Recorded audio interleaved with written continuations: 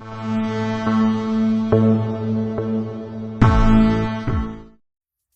hello everyone, today we'll see the Micropsy Macropsy effect. So it's literally when some objects look bigger or smaller, and besides being an illusion, it's actually a real disease. A real issue some people have from time to time. And that's what we are going to reproduce. There is this image as an image. This image as an example, but it's not necessarily seeing what's in front of you bigger than what's behind. Actually, we could even just do this. Let's say, just duplicate this ball, Shift D,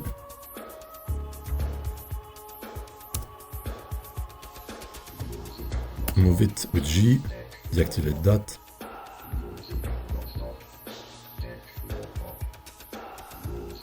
We could as well play with that, you see, and even play with the perspective view. So it's not complicated eventually, but I thought it could be cool to, instead of back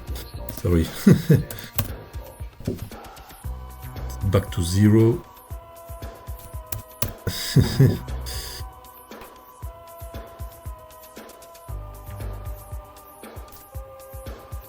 Yes, so instead of playing with that, I thought we could maybe use, you know,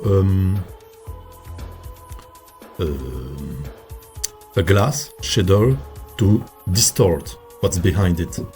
So let's see. So monkey, subdivision surface, select that camera, shade smooth, right click of course, Shift A, UV sphere, G, Y, bring it there, shade smooth, now it's save. Where was I? Okay, let's get there.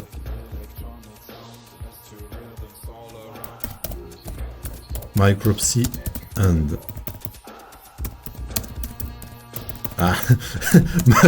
Macropsy. Oops.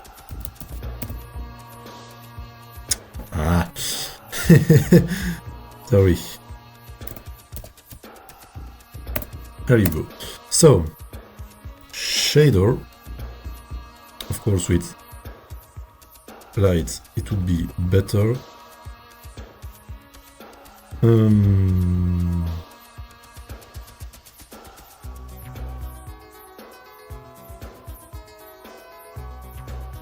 Let's use an HDRI,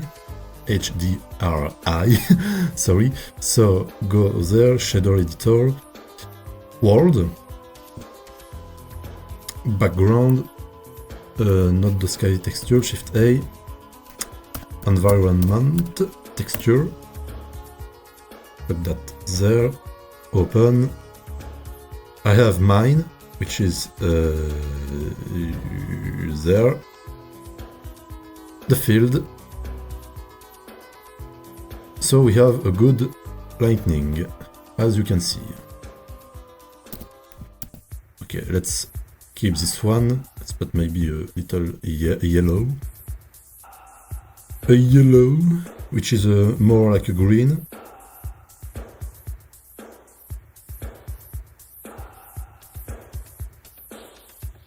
Okay, let's at least add a color to this monkey. Diffuse BSDF. Oh yeah, let's get back to object.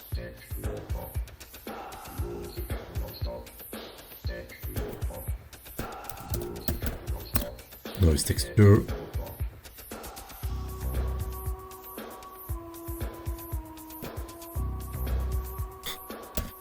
No, let's put something better. Color ramp.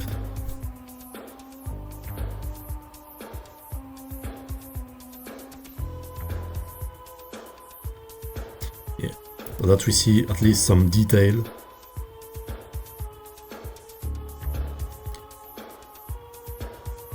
Okay, so for this one, we have our samples are right, so what we can do is first screen space reflections, refraction, halfway trace.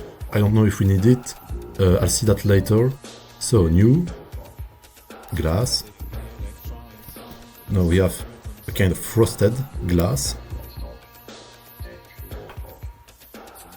Okay, now we have to go to blend mode, opaque, show back face.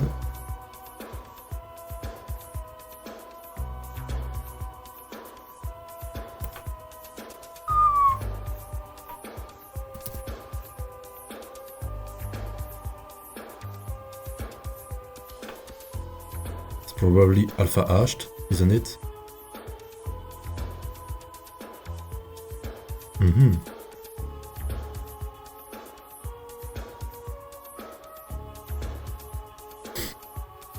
Yeah, screen space refraction, of course. Does it work also in alpha blend? Yes. And you can already see that we have an interesting effect. Shade smooth, it's already shaded smooth. Subdivision on surface, it doesn't really change really anything. Okay, so let's put GY.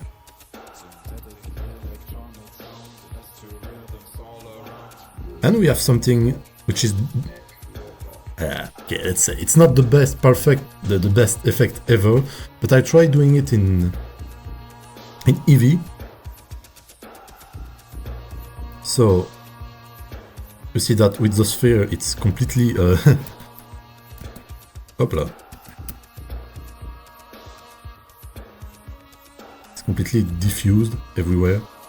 Let's try 0, see if it's better. No. It doesn't rely on that, not that much. Halfway trace, no, it doesn't really help for that. Oh, maybe a bit, yes. Yeah, no, it's not that parameter. Okay, so we can change the IOR, which is how our monkey is reflected.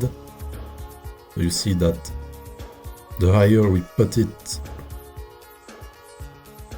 the more it's going upside down. So we can play with that.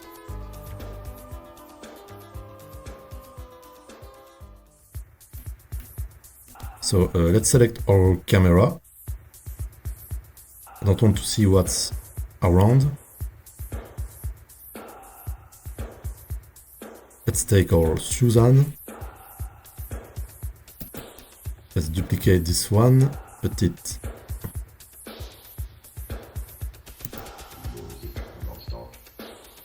It gives a nice effect with that. Change this one, but I don't know, maybe yeah, this one. We have an interesting effect with some, you know, curved. How can I say that?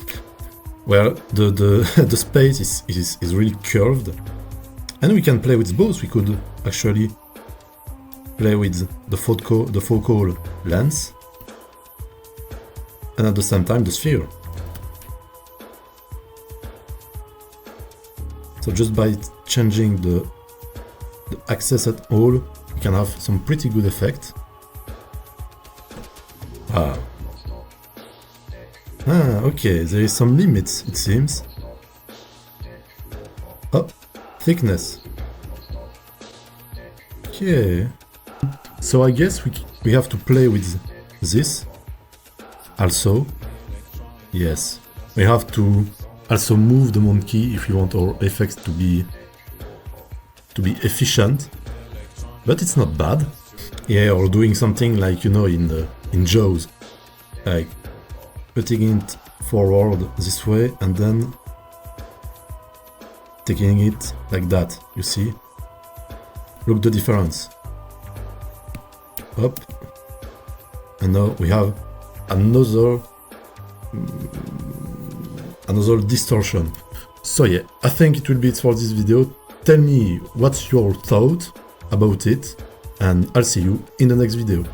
Bye!